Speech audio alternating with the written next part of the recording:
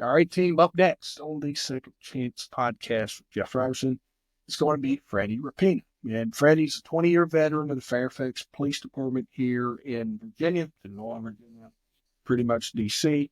Um, but he finished his 20 years and he went on to become a wealth advisor and chartered financial consultant and owns a financial services firm called Opta Financial. Different approach to investing, more of a chess base. You talk about his chess and checkers. We also talk about the power of those influences. And Freddie's one of his defining moments is when he started surrounding himself with more chess players. Speaks volumes to just how our influences impact who we are and where we're trying to go. And if you're struggling, if you're being negative, you're probably hanging out with negative people. If you're rich, you're probably rich people. So there's just all sorts of things that go into that. It's not always true, but if you take a look at a situation you may be in, if you look at who's influencing that situation, you might find that what we're saying is right. Let me know what you think. And we're going to post up his stuffs in the show notes. If you want to connect, if you like the message that Freddie's saying, make sure you connect with him. I'm probably going to be doing the same myself just because I love his approach and how just how he approaches everyday finance from an investing standpoint and wealth building standpoint as well. Let me know what you think. There's always somebody that loves making more money. So thank you for sharing this episode with them, and then let me know what you think. Have a good one. Welcome back to the Second Chance podcast with Jeff Robertson. Today's guest is Freddie Rapina, a wealth advisor and chartered financial consultant who transitioned from a career in law enforcement to building a successful financial services firm, Opta Financial. After retiring from the Fairfax County Police Department, Freddie reshaped his mindset, going from an average police officer to a multimillionaire. He's passionate about helping others rethink their approach to wealth, guiding people from traditional middle class financial habits to adopting strategic wealth building practices. Freddie's mission is to show that anyone can achieve financial success by changing their perspective. Welcome. Thank you, Freddie. Oh, thanks, Jeff. Thanks for having me. Appreciate it. Yeah, absolutely. Um, Amazing career. Thank you for your service. All those things. I appreciate 20 years in Fairfax. Yeah. For the folks that are listening, Fairfax is just DC. It is Washington. It is. I live in about 4 hours south of there, where I'm from. We call that Canada. But it's the suburb of DC. So when you're looking at your country's capital or the United States capital, you're pretty much looking. Fairfax is just right there, just south of our nation's capital. So, but thank you for all your service as a police officer. Thanks. I appreciate it. Can you share the key moment that made you shift your mindset toward wealth building? I can. It's a little bit of a story. It's kind of funny though. It was about 2012, 13, somewhere in there. We had young kids, and my wife and I decided to take a vacation without the kids and went to Miami. Left them with the grandparents, went to Miami, and for whatever reason, we picked like the worst week to ever go to Miami. It was cold in Miami, and I mean like legit cold. I don't mean like Florida cold, which is like 70 degrees. I mean like it was legit cold. And so we couldn't go to the beach or anything. We still had fun, and we decided to take this double-decker tour bus of Star Island. And for those of you who don't know what Star Island is, it's like this little island off the Biscayne Bay, and has a lot of celebrities live on it, a lot of wealthy people. And you're literally on this double-decker tour bus. We were the youngest people on the bus by about 30 years at the time. We were in our early 30s. It was like, yeah, very high percentage senior citizens.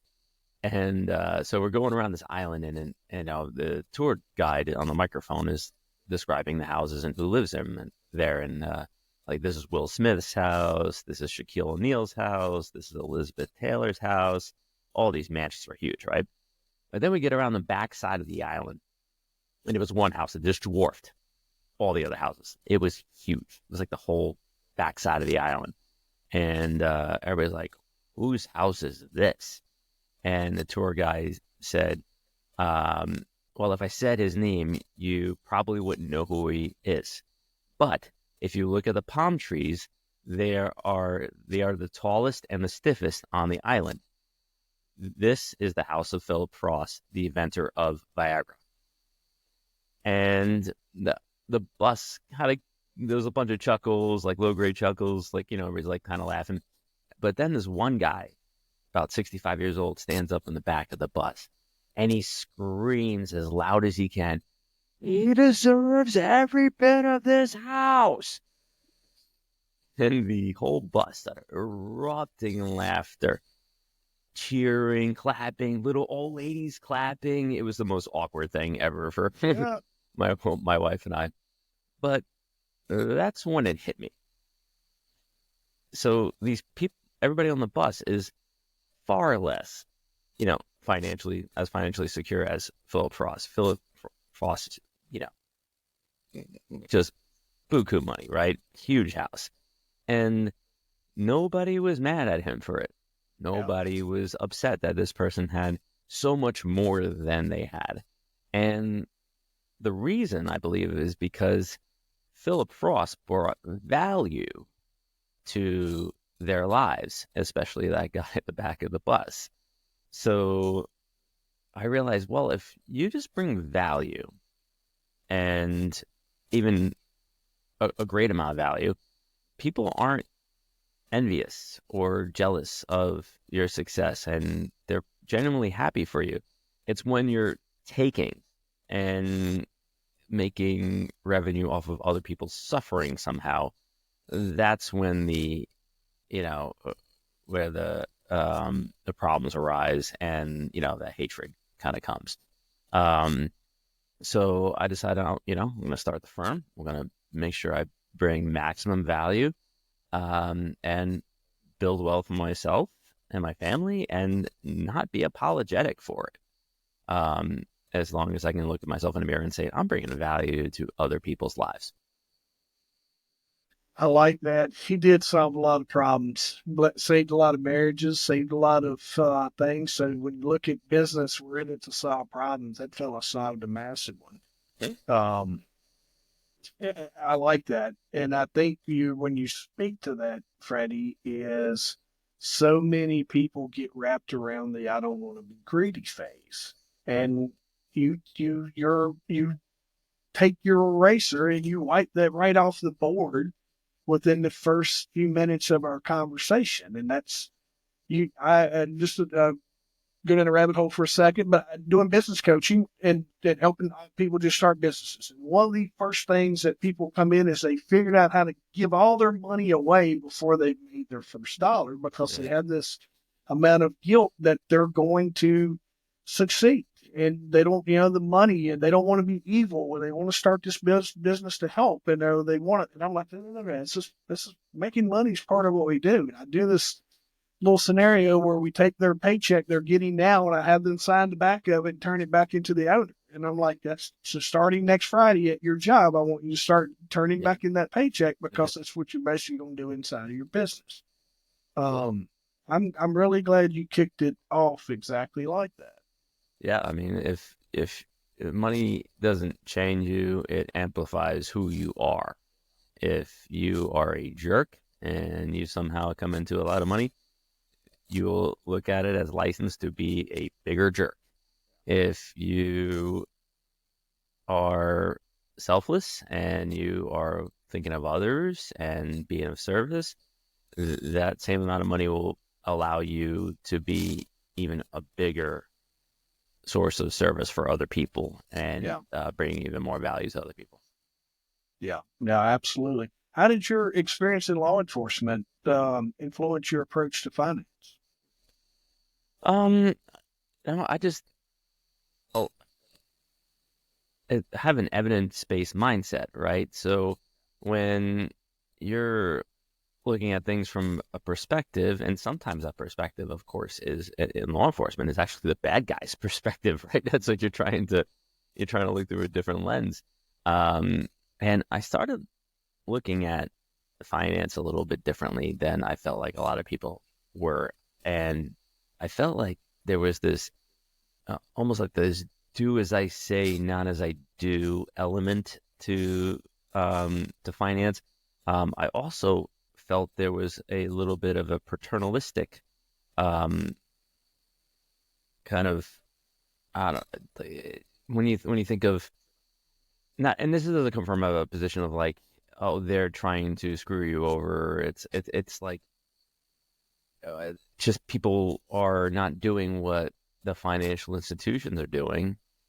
The financial institutions, and I feel like the financial institutions are saying, "Oh, don't do what we do. It's too hard for you.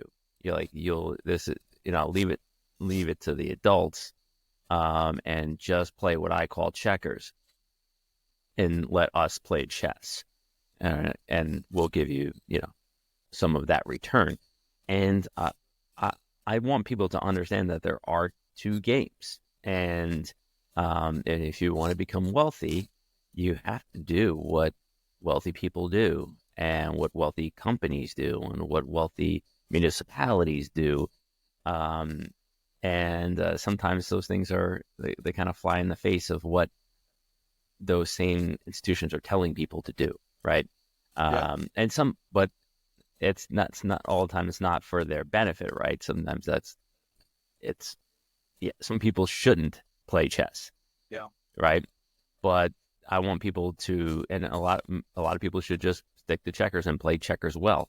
But I want them to understand that there are two games out there, and if they want to switch to chess, they can. What you touched on this, but what are some of the biggest misconceptions people have about wealth building? Um, well, one misconception is that you can save your way to wealth. Yeah. Nope, won't happen. In my opinion, won't happen. Good luck. Um, you can save your money. I don't care what you're saving your money in, or how you're doing it, what you're buying, what financial product, what financial vehicle. I don't. It doesn't matter to me. It's not going to happen. Um, and to give evidence to this, we can look at the stock market over the last month. Right, we've hit all time highs here in 2024. Um, and who became wealthy? Who was able to like just pack up and you know retire and not work anymore? And so um, it's the market is great. Saving money is great. It's definitely like a part of the process. It's just not the process. Um, and compound interest, in my opinion, is a misconception. Yeah. All right. So, not that compound interest is wrong. Compound interest is math. It's irrefutable. But human beings just don't live long enough for compound interest to work the way people want it to work. So, my joke, I put in my book that if you lived 900 years like Yoda lived, compound interest would be great. By your 400th year, you're doing awesome, right? But here in this lifetime, in this galaxy, you only have so many sets of 10, Yeah. right? So this idea that compound interest is going to be able, like, just save your money, compound interest is going to work over time. Um, I just don't see it. I don't understand how others don't see it because the unless you started with a lot of money, and the relationship between the cost of goods and services is so much lower than what the market is getting for you, because you have so much money in it. It just doesn't work. But you're handing it over uh, to Wall Street. What are they doing with it? Are they doing the same things they're telling you to do with it, which is save it and wait for a compound interest to do its thing, or are they investing and creating cash flow for themselves, buying buying assets, buying things that are going to increase their bottom line for them right now, not waiting 30 years down the road. So that's a misconception, and it irks me when financial professionals and say don't worry, you're in it for the long haul. Because who's not in it for the long haul? Everybody you give your money Yeah. to. Yeah. Absolutely everybody. The bank, the investment company, the insurance company, nobody's in it for the long haul. Like no one's just sitting around waiting for, things to happen. They're making it happen now. And I want people to be able to do that or at least know about it but they may be they're likely doing it on a much smaller scale. Is that the long haul? Is that just a phrase that's been passed on to through is that an industry term, or is this something that a strategy that, or not necessarily a strategy now that we know that, pulling back the curtain here, Freddie? Yeah. Is that, but where does that come from, and how do we evolve from that? All right, Jeff, I had to answer a question with a question, but I'm going to ask one. What's the definition of insanity? Yeah, absolutely. Doing the same thing over and over, expecting new results. That is not the definition of insanity. Okay. It never was the definition of insanity. It never will be the definition of insanity. You can look up Webster's We just definition right made it now. up, said it's insanity. It's it's something that people have said for a very long time. It has an element of truth to it, but it's something people are comfortable with. It's a concept people are comfortable with. And when it comes to personal finance, it's just been kind of ingrained in the checkers mindset that you save money for a long period of time. The element of truth is that, if you try to mess with the market, you will likely lose. Time in the market is better than timing the market, in my opinion. But that's not what's going to produce wealth. That it does give you an advantage, and that advantage is leverage.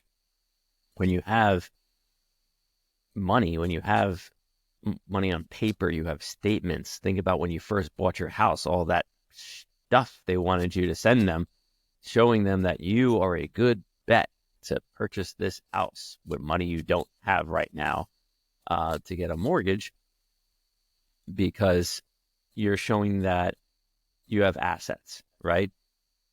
That's a very similar concept when you're talking about market-based assets. If you have money in the market and you can slap down a statement in front of a lender saying, hey, look at all this money I have. I want you to give me a loan to buy this piece of real estate, this business, this whatever this is that's going to bring in income for you. We're not talking about just going on vacation with it. And we're talking about buying something that's going to produce income.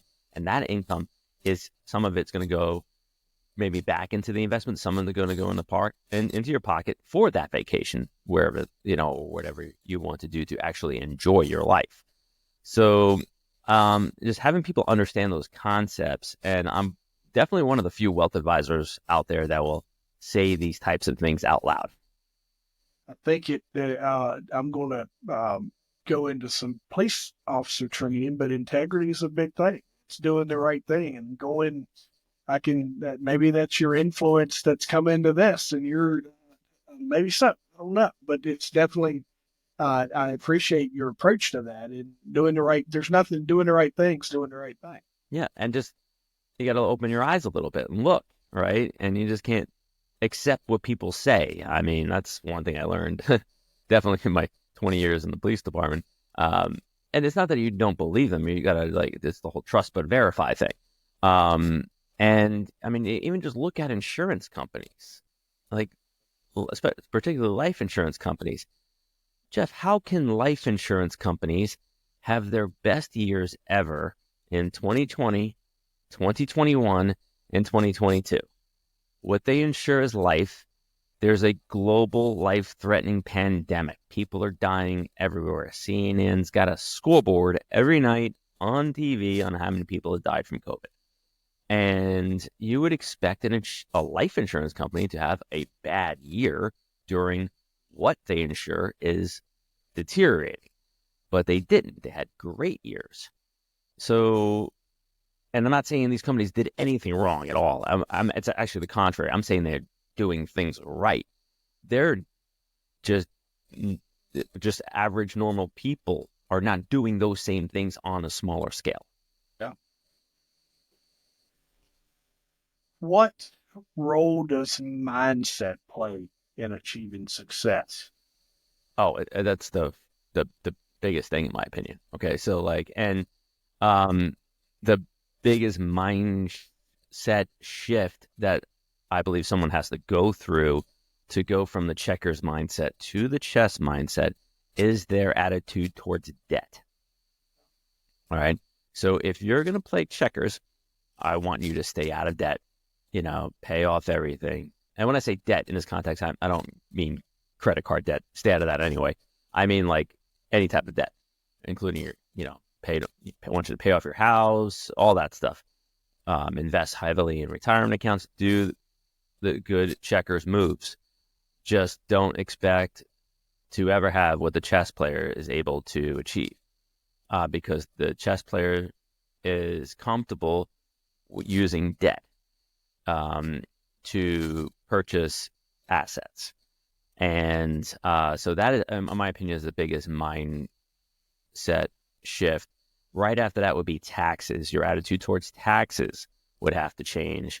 If you're in that checkers mindset, you're like, you hate paying taxes. Well, everybody's paying taxes. But you're thinking there's no way for you not to pay taxes or not to pay as much taxes.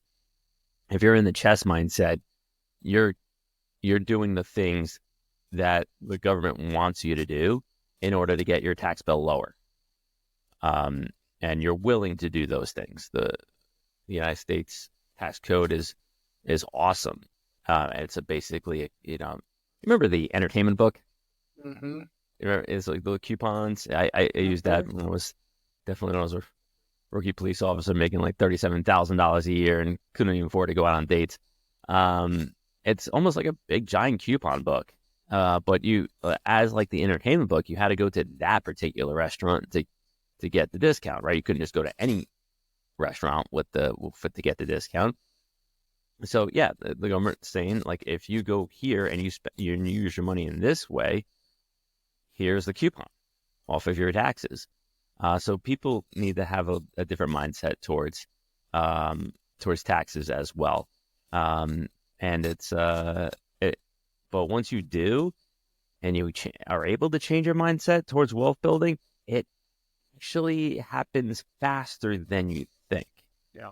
There are some growing pains. Don't get me wrong. There's some things that no one's gonna like at first, but once you get over that and you start really building wealth, and you see those multiplication factors come through, and it doesn't take a whole lot more to make everything better in your life. When I'm talking about like not worrying about, in my case, travel baseball expenses and competitive cheerleading expenses, and reasonable vacations and all that kind of stuff, all the stuff you used to like save for and worry about. It's like, no, whatever, we're gonna do it. Because financial freedom, in my opinion, is having the resources and the income to do what you want with who you want whenever you want. Now, you touched on a couple financial mistakes that spill over out of mindset. What are some other just common financial mistakes you see people making? Well, the financial mistake is leaving it to other people. Like, instead of like I get this question a lot, right? Let's say it's somebody who's really trying to better themselves, but they don't know what to do, right? And I'll say something like, I have $10,000. What should I invest in? And there's only one answer to that, in my opinion, and that's yourself. Whatever Jeff's gonna do whatever Jeff can do with $10,000 to make Second Chance Podcast as big as it possibly can be, and bring in more revenue, way more than $10,000, right? But just putting that $10,000 in the market, in the bank, and some kind of investment, that's not likely going to have the same return as if you take control of your own life and do something that's going to improve your circumstances, not leaving it to other people.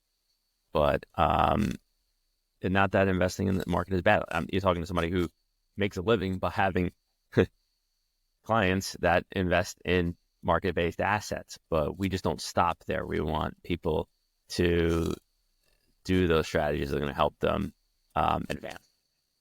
You touched on that, but how do you coach your clients through that mindset shift from security to growth? Yeah, I mean it can be tough sometimes when you're talking to somebody because they want the uncommon results by doing the common things sometimes, and that's not the way it works. It's never been the way it works. If you want uncommon results, you have to do uncommon things. And I hear it all the time, like, well, don't most people do this? And I say, yeah. Do you want what most people have? Because if you want what most people have, this is exactly what we'll do. But that's the result you should expect, not like some crazy different result. So getting them around that, and also getting them, as you touched on earlier in the show, that they deserve it. Like they deserve to have that kind of lifestyle. They shouldn't feel guilty about it. They shouldn't feel like that if they were successful, that people would think less of them somehow. And that can get in the way too. Also, the other usually goes hand in hand with that is stop taking financial advice from people who love you. That is probably the hardest mindset shift, even above the other ones. It's hard to get out of. If somebody's not where you want to be, then don't take the advice from them. It doesn't mean they're bad people. They're probably awesome people. They're just coming at it from a different place, and there is usually a place of love where they're worried about somebody making a mistake or being disappointed or even losing money, of course. But it's their fears being projected on that person. And so that is that's a hard thing. So if you want to play chess, start getting around chess people and chess players, and also have a chess financial advisor and chess tax person, and people who are encouraging of doing the uncommon things to be able to get uncommon results. You touched on it. I had that conversation earlier this morning with someone in business, and they were going through their scenario, and finally they were told me all the things they had done, and I was like, "It's like, well, what do you think?" And I go, "Quit asking your friends; they're always going to tell you yes, and they're going to tell you it's a great idea." And I said, "Let me ask you a question: how many of your friends have bought from you?" And he was like, "None." It's like they're giving you the best advice, but they're generally your last patron. So find those people. It's great advice. For the folk listening to what Freddie said there is finding the right people. But, sometimes, Freddie, when you look, you can't work out. You're speaking to a former police officer. We don't process, and a lot of folks think that picking up the phone and calling Freddie, that they need way more money than they have on hand. But what is, is there something that we can speak to that's going to speak to that person who's listening to this is like, I'm too broke to call Freddie. I don't have enough to have a financial advisor, which I think leans into keeping more of us broken where we are. Is that something that we can help bring these folks and wrap our arms around them in this message? Yeah. That's why I don't say checkers is bad. Yeah. And sometimes you have to play checkers first, and you have to play a good game of checkers first before you switch over to chess. And for a lot of people, they should do that if they're in that place where they need to, kind of get their stuff together, right? Get into a better place, get a better foothold. Definitely playing checkers will help them with that. All right. And then once they're ready, when they have that mindset shift, I'm like, okay, we're good where we are. We can switch over to chess. But if you keep doing the things you're doing, you're going to keep getting the same results to, most people's definition of insanity, right? So, um, and yeah, just having that mindset that they can do it. It's not all gloom and doom. If they're, 45 years old, you're only 45% through it. You got Yeah. over 50% left. So so it's time to make some changes now, and it's going to be small. It's going to be small increments at first, but then it it doesn't take as much later on to start building some wealth. And also, it's not going to be right away, right? I'm sure you've been on a domestic call where a situation took like 10, 15 years to deteriorate, and the person's looking for a solution in the 5 minutes or 10 minutes you're there, and that's not how it happens, right? It's not how a good solution comes. You can help, right? But yeah, making those small changes or even sometimes large changes, depending on what fire needs to be put out first. You see that in domestics, and you also see that in fitness. We expect it takes us. We don't realize the how fast it takes us to get into a negative, just being bad health and overweight and all those things, and then we take for granted the amount of time that it's going to take us to dig out of that. Yeah, but digging out a little at a time is better than trying to take big shovels full all at once. If you go to the gym right now and you spent 4 hours there, that's not as good if you spent a half hour for over a week, right? So so there's definitely some parallels. And like going back to my earlier statement about who you're taking your advice from, I mean, if you were going to if you wanted to get in better shape and you went to the gym and you're like, hey, I need a personal trainer. I don't know what I'm doing. I need even the accountability of it. And some out of shape slob shows up to be your personal trainer, that's not likely going to be the person I would hire to be my personal trainer. Now, that personal trainer in this context does not need to be Mr. Olympia, right, to be a good personal trainer. But they should be in shape. They should look like they take their own advice. And unfortunately, especially in finance, there's like 300,000 licensed financial advisors in the country or something like that. I looked it up recently. If they were all giving great advice, the wealth gap in the United States wouldn't be expanding; it would be shrinking. Yeah. So yeah, we got to change some stuff up and look at things differently. You hit it on the head right there, man. There's a lot of people trying to address the problem, and only and if that was the case, if we'd all be rich, right? We'd all be hanging out in the big houses in Miami. And if you walked up to somebody at the boat show in Miami, in your example, and you walked up to them and you said, let's say it's like a $25-30 million yacht, right, with a helicopter on it. Those you'll see them there. And you walked up to them and said, "Hey, how did you afford this, $30 million yacht? This is awesome." That person's not going to respond with, "I fully funded my IRA. I bought a well-diversified mutual fund. I had 6 months of emergency funds sitting in the bank ready to go." Like these, I bought some policy. This is not going to be the answers, right? They're going to be completely different answers. But this is what you're going to hear from a lot of standard checkers financial advisors out there, right? And but it depends on what you want. Freddie, you probably, and I want to take it down this path real quick, just for value of your time. You probably were the recipient of VRS. You got 20 years in. I don't know if you had in the city, you may have had a pension, so you may not have VRS. But as a police officer, you're told, hey, work 20 years, and it'll be all worth it. Yeah, and there is some truth to that. I mean, it was the pension's great. Don't get me wrong.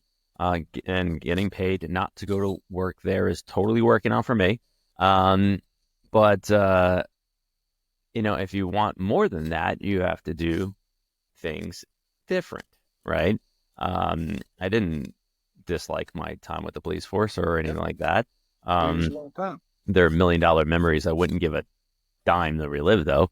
But yeah, just you got, if you want, I got around chess players. That was, and my mindset was completely changed. And once that happened, I was able to take some steps to see the improvement right away. I like that. You changed your influences. Okay. Yeah. Freddie, real quick. Okay. You come up through 20 years and in the finances. Give me a little, let's, for our audiences, tell us a little bit about your background and coming up. And did you go to college and all those things? I did. What was little Freddie going to be when you was a kid? Oh man, I wanted to be a corporate attorney. Yes. Then I went to Belmont Abbey College in Charlotte. I was a pre-law person there, pre-law candidate. And then I decided to go to grad school at the University of New Haven for a year. And then I was going to go to law school. And the police department was hiring. I thought, hey, I'll go join the police department. I'll go to Catholic law school in D.C. and everything's going to be great. I'll be a corporate attorney in no time. And then I started realizing how much most attorneys made. And that was not what I expected. So I enjoyed, I was able to take advantage of the good things about the job. Yeah. And not focus on the negatives. And then, but I wanted to change. I wanted to get back to what I enjoy. And that is talking about finance and baseball. Those are the two things I really, really enjoy talking about. And I get to do this every day where I talk about finance. And then in the afternoons, I'm at the ball field with my son and those, and my life is awesome. How old is your son? He's 13. So that's my son's 15 and equally spend my daughter's 12, and we spend a lot of time at the ball field. So we share the same passion there. Freddie, did I miss anything? Too. Yeah. What, did I miss anything before we wrap up? No. Tell me this. There's a lot of interest that's going to come out of this. And who is your ideal client? If there is one, who is your ideal client? Who would you like, and how can these folks reach you, Freddie? I would say two. I have two ideal clients. One ideal client is that person who has saved a lot and they feel like they've done everything the proverbial they told them they should do, and they're not feeling it. They're like, why aren't I'm making this much money? I've saved this much money. Why do I feel like I'm always, still in trouble or one AC unit away from disaster? Like, what's going on here? So that's a good client. And the other one is somebody who wants to invest in other things besides the market, wants to invest in real estate, wants to invest in businesses, but their checkered mindset financial advisors try and always talk them out of it. And they want to work with somebody who's going to work with them and likely try to talk them into investing in those types of assets if it is right for them. And they can reach me. I go to my website, optafinancial.com. It's optafinancial.com. If they want to learn more about me, they can also read or listen to the book Playing the Wealth Game. It's on Amazon. It's on Audible. and learn a little bit more about my views and how I see all of this. And I can just guarantee them that's going to be a little bit different than what they hear other financial, advisors say. Yeah. Which I think is leans into what we want. We want that. Um, we want that fresh view and those things. You said a couple things that really resonate, and one of them is something that I speak to as we're closing up here. Freddie's a police officer, passionate, or was a police officer. And as he's moving into where he's trying to go, he changes his influences. And he found those chess players that he wanted to play with. And I was taught, and a couple of my mentors, we use it all the time now, is you're going to be a product of the 5 people you let influence in you. And if you're broke, guess what? You're probably hanging out with broke people. And if you're moving in the right direction, your business is being successful, your money's flowing.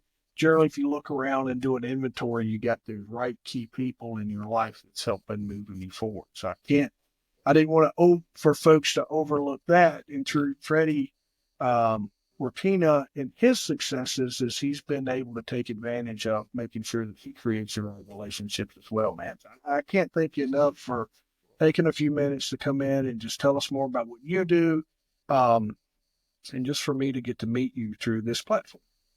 Thanks, Jeff. I appreciate it. Thanks for having me on. And Yeah, anything, I'm absolutely. always around. All right, Freddie Rapina on the Second Chance Podcast.